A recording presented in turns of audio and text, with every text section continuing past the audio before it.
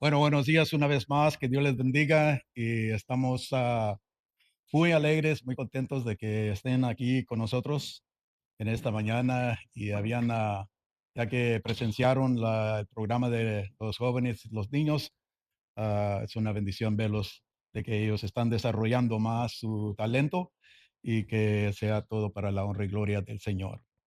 Hoy día vamos a estar compartiendo unos versículos que vienen del libro del Evangelio de San Mateo, capítulo 27. Si usted quiere acompañar, voy a estar leyendo el versículo 41 al 43. Y si usted está listo, diga amén.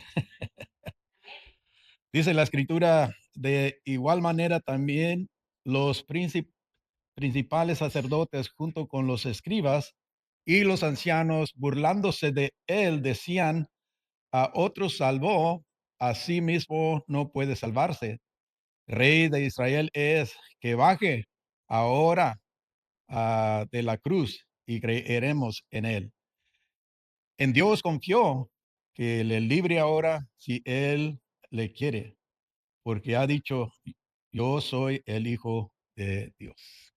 Vamos a orar, hermano. Vamos a pedir la guía al Señor que nos ayude en compartir este mensaje con ustedes. Padre, gracias por mis hermanos y gracias porque sé que ellos van a estar atentos a tu palabra, Señor, y te pido que tú les hables, les abras el entendimiento y que ellos puedan recibir tu palabra con gozo y alegría, Señor. Te pido especialmente que me ayudes a mí en compartir esta palabra tan importante para cada uno de nosotros, Señor. Sí, te lo agradezco, Señor, porque sé que sin ti no puedo hacerlo, pero sé que tú puedes usar mis vocales, mis gestos, todo mi ser. Me entrego a ti para que tú hables a tu pueblo, Señor. Todo esto te lo pido en el nombre de nuestro Señor Jesucristo. Amén y amén. Bueno, si usted quiere ponerle un título a este mensaje, yo le he puesto: los adversarios de Jesús creyeron que que no había alcanzado la victoria. Así que si usted puede analizar lo que se está describiendo en estos versículos, podemos ver que los líderes religiosos se burlaban, hermanos, se burlaban del Señor Jesucristo. ¿Por qué? Porque pensaban que Jesús era impotente, incapaz de salvarse a sí mismo. Pero sabe que él tenía el poder para hacerlo en ese momento. Pero una de las palabras que él le dio a Pedro cuando él quería rescatarlo, él dice: o piensas que no puedo rogar a mi padre y él podría a mi disposición ahora mismo más de 12 legiones de ángeles. Ahora mismo puede enviar el, el poder para rescatarme. Así que en esencia los líderes están expresando aquí, diciendo: si es el Hijo de Dios, que baje de la cruz. Confió en Dios, que Dios lo libre ahora. Salvó a otros, pero no puede salvarse a sí mismo. Ahora, ellos creían que la cruz significaba la derrota. Eso es lo que estamos analizando de estos versículos que estamos viendo en este momento. Pero ¿sabe qué? Que en realidad era la prueba de su misión. Porque si usted me acompaña a un versículo que se encuentra en el Evangelio de San Juan, capítulo 12, versículo 27, dice: ahora mi alma se ha angustiado. ¿Y qué diré? Padre, sálvame de esta hora, pero para esto he llegado a esta hora. Así que él sabía que su misión era de rescatar, de morir en la cruz por nosotros. Ahora, Jesús no se salva a sí mismo como ellos deseaban, sino podemos ver que Él vino a salvarnos a nosotros. Esa era su misión. Ahora, piense, si hubiera bajado de la cruz el Señor Jesucristo, no hubiera redención, no hubiera perdón de nuestros pecados, no hubiera resurrección, no hubiera esta iglesia y mayormente no hubiera esperanza. Ahora, la burla revela su ignorancia de estas personas, porque aun cuando Pedro estaba predicando en el día de Pentecostés, él habla a ellos y dice en Hechos 3:17, dice, ahora hermanos, yo sé que obrasteis por ignorancia, lo mismo que vuestros gobernantes. El Señor Jesucristo mismo dice, cuando estaba en la cruz, él dice, Jesús decía, Padre, perdónalos. ¿Por qué?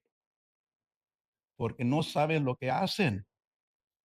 Y podemos encontrar que eso es lo que nos está analizando, lo que estamos analizando aquí en este momento, porque vemos que ellos eran ignorantes.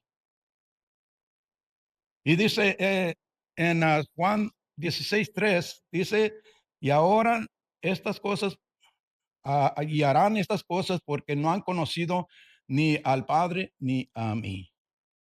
Ahora encontramos que el concepto de poder con autopreservación, porque eso es lo que querían, pero en realidad el verdadero poder residía en el sacrificio de nuestro Señor Jesucristo en la cruz.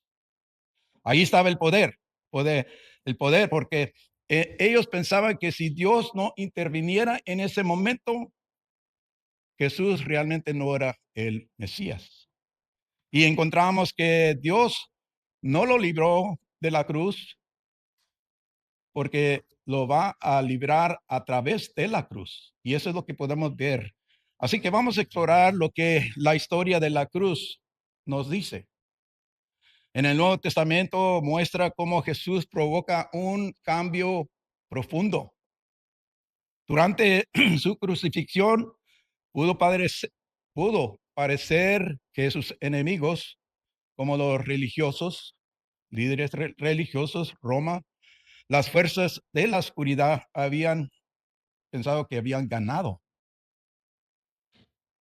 Parecía una derrota devastadora, pero en realidad la escritura revela una verdad diferente. ¿Por qué razón?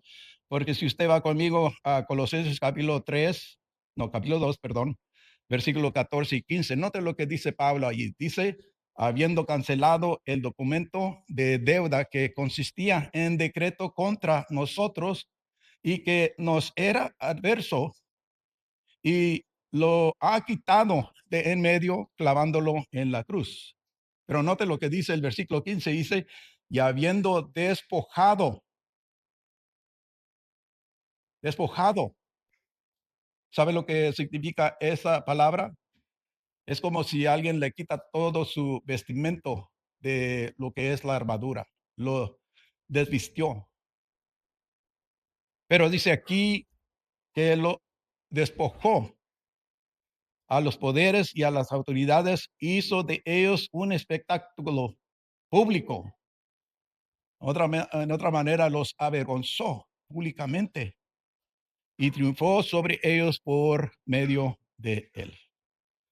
Así que aquí vemos algo interesante, hermanos, porque la cruz no solo nos salvó, nos salva, sino que desarmó al diablo, expuso su poder como falso y revocó su único derecho legal contra la humanidad. Hay tres puntos en esta parte donde vemos Jesús elimina los poderes y las autoridades. Vemos que Jesús los avergonzó públicamente. En tercer lugar, los conquistó a través de la cruz. Lo que parecía una derrota fue en realidad una victoria cósmica y poderosa. Eso es lo que podemos ver. Pero tenemos que analizar que Pablo también estaba dando el sentir por qué ellos lo estaban haciendo, como lo mencioné anterior, era ignorancia. Pero note lo que dice Primera de Corintios capítulo 2, versículo 8.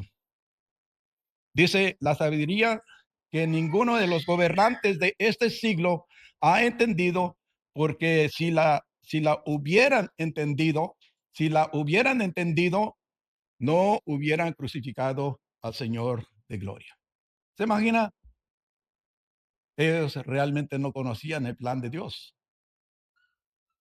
Totalmente no sabían lo que estaban haciendo, pero sabemos que aquí en esta parte Pablo afirma que los gobernantes de esta era eran poderosos, espirituales, poderes espirituales, y que no comprendían el plan de Dios. La cruz ejemplifica el fracaso definitivo del plan de Satanás. Es lo que encontramos aquí. En otras palabras, Satanás fue responsable del evento que resultó en la destrucción de su propio reino. La cruz sirvió como una, se puede decir, como una trampa en el que el diablo, sin saberlo, cayó en ella. Ahora, para Jesús, su muerte fue una poderosa oportunidad para mostrar que en él estaba la vida. Porque si usted va a un versículo que se encuentra en el Evangelio de San Juan, capítulo 1, versículo 4, dice, en él estaba la vida y la vida era la luz de los hombres. Pero también él le dice a Marta, si usted va conmigo a el Evangelio de San Juan, capítulo 11, versículo 25, le dice él a ella, Jesús le dijo, yo soy la resurrección y la vida, el que cree en mí, aunque muera, vivirá. Ahora, aquí podemos ver que él también confirma sus profecías de resurrección, porque si usted va conmigo a un versículo que se encuentra en Mateo capítulo 16, versículo 21, dice la escritura, allí desde entonces Jesús comenzó a declarar a sus discípulos que debía ir a Jerusalén, sufrir muchas cosas de parte de los ancianos y de los principales sacerdotes y de los escribas y ser muerto y resucitar al tercer día. Pablo nos dice también, dice en Hechos capítulo 26, versículo 22 y 23, dice así como habiendo recibido ayuda de Dios continua hasta este día, testificando tanto a pequeños como a grandes, no declarando más que los profetas y Moisés dijeron que sucedería. Dice el versículo 23 que el Cristo había de padecer y que por motivo de su resurrección de entre los muertos, él debía ser el primero en proclamar luz tanto al pueblo judío como a los gentiles. Hermanos, en esta mañana, cuando parece que el enemigo ha ganado en nuestras vidas, porque todos nosotros hay momentos donde el enemigo parece que nos gana, ¿verdad? Por ejemplo, como el testimonio de nuestra hermana Lupita, que parecía como si estaba perdido, pero con el Señor es diferente, ¿verdad? Porque aquí podemos ver que pueda que sea derrotas, fracasos o traiciones o puede ser ataques espirituales. La escritura nos insta a ver las cosas de otra manera. Lo que parece una victoria no es genuina. Dios puede cambiar lo que parece definitivo. ¿Por qué razón? Porque hay un versículo que encontramos y es una promesa que usted puede citar y puede declarar. Dice el versículo 14, estoy leyendo de 2 de Corintios capítulo 2, versículo 14, que dice, pero gracias a Dios que en Cristo siempre nos lleva en triunfo y que por medio de nosotros manifiesta en todo lugar la fragancia de su conocimiento. Aquí vemos algo importante, hermanos. Por eso, cuando usted lee en Salmo 110, no, capítulo 16, versículo 10, si quiere leer ese versículo conmigo, note lo que dice allí David. Salmos 16, 10. Dice, pues tú no abandonarás mi alma en el Seol, no permitirás a tu santo ver corrupción. Ahora aquí, esto es algo impactante porque incluso la muerte, la mayor victoria del enemigo fue derrotada. Ahora tenemos que hacer la pregunta, ¿qué significa tú no abandonarás mi alma en el Seol? Porque aquí podemos ver que el Seol es simplemente en la mentalidad hebrea, Seol representa el lugar de los muertos, la sombra de la existencia y del destino evitable de todo ser humano. Aquí podemos ver que no se trata de un castigo, sino una realidad de la muerte y la separación de la vida. Por eso David expresa, Dios, aunque a través de la muerte, no me abandonará allí. Ahora, esta es una declaración, hermanos, de confianza, una declaración radical. David no está diciendo que nunca iba a morir, está diciendo que Dios no lo dejará sin esperanza. Dios no me abandonará en la muerte. Dios tiene poder más allá del sepulcro. Dios tiene poder para resucitarnos en ese día. Así que es la fe que mira más allá de la tumba y dice, mi historia no termina en la oscuridad. Así que aquí podemos ver, hermanos, que así que este versículo puede ser doble porque está hablando David de su propia vida, pero porque él dice, Dios no lo abandonará ni en vida ni en muerte. Pero también es una profecía del Señor Jesucristo, porque para el Señor Jesucristo, Dios lo resucitaría sin permitir que su cuerpo se descompusiera. Sabe que se dice que el cuerpo se empieza a descomponer al cuarto día. Por eso ah, cuando Marta y María, Cristo les había dicho que lo iba a resucitar, ellas les dice, ya yede. Pero aquí podemos encontrar que el Señor no fue dejado más de lo que descompusiera su cuerpo. Así que, ¿qué significa no vio corrupción? Bueno, en las escrituras, si usted lee la corrupción, se refiere a la decadencia natural del cuerpo tras la muerte. Todo ser humano vuelve al polvo, como dice la escritura, pero Jesús es la excepción. No porque no hubiera muerto realmente, sino porque la muerte no tenía ningún derecho legal sobre él. Aquí vemos que David lo escribió, pero no pudo aplicarlo a David porque su cuerpo sí se descompuso. Por eso tenemos testimonios de lo que dice el apóstol Pedro.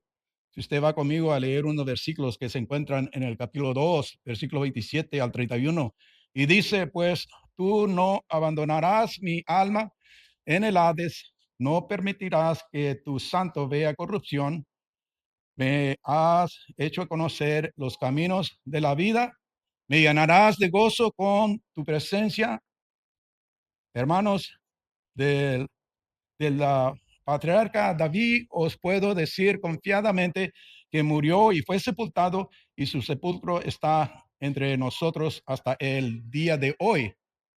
Pero siendo profeta y sabiendo que Dios le había jurado sentar a uno de sus descendientes en su trono, no miró hacia el miró hacia el futuro y habló de la resurrección de Cristo, que ni fue abandonado en el Hades, ni su carne sufrió corrupción. Eso es lo que nos está diciendo aquí la palabra de Dios. Pero si usted quiere leer otra parte de lo que dice Pablo, dice que lo mismo, porque él dice Hechos capítulo 13, versículo 35.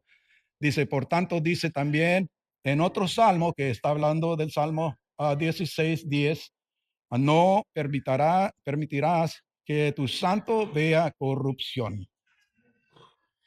Así que podemos encontrar, hermanos, que aquí, ah, ¿por qué Jesús no experimentó corrupción? Bueno, él era sin pecado, porque la corrupción es el resultado del pecado. Jesús no tenía pecado, por lo que la corrupción no tenía derecho legal sobre él. En segundo lugar, podemos encontrar su muerte fue voluntaria, entregó su vida, no fue forzado a hacerlo. Como el Cordero Inmaculado, su cuerpo fue preservado.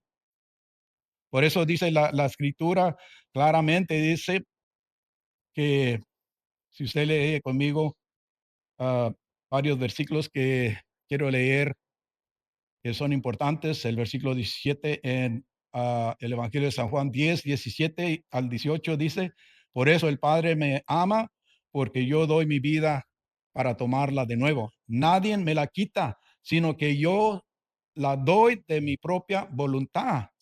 Tengo autoridad para darla, tengo autoridad para tomarla de nuevo. Este mandamiento recibí de mi Padre. Así que la resurrección de nuestro Señor Jesucristo, en tercer lugar, fue rápida. Se levantó al tercer día, antes de que comenzara la descomposición en línea con la creencia judía antigua. Y en cuarto lugar, su cuerpo fue glorificado, no reemplazado. Del sepulcro salió transformado, incorruptible y victorioso. Por eso lo que vemos aquí, hermanos, es que la incorruptibilidad de Jesús no solo es un hecho, sino es una promesa. Su resurrección garantiza la nuestra, hermanos. Su incorruptibilidad significa nuestro futuro y su victoria sobre la corrupción es un anticipo de nuestra creación, porque la palabra de Dios nos dice, Pablo dice, es necesario que este mortal se vista de inmortalidad, que encontramos en Primera de Corintios capítulo 15, versículo 53. Como él no sufrió corrupción, nosotros no lo vamos a experimentar, que vamos a ser ah, transformados de lo que es mortal a inmortalidad. Eso es lo que nos dice aquí la palabra de Dios. Así que podemos encontrar varias cosas importantes para terminar. Jesús no solo escapa a la corrupción, invirtió y cambió la maldición de Génesis capítulo 3. La muerte, la sepultura y el pecado no pudieron retenerlo ni mancharlo. Su incorruptibilidad demuestra que su sacrificio fue aceptado por el Señor, por Dios, y que su identidad es divina, que su victoria es completa y que su reino es inquebrantable.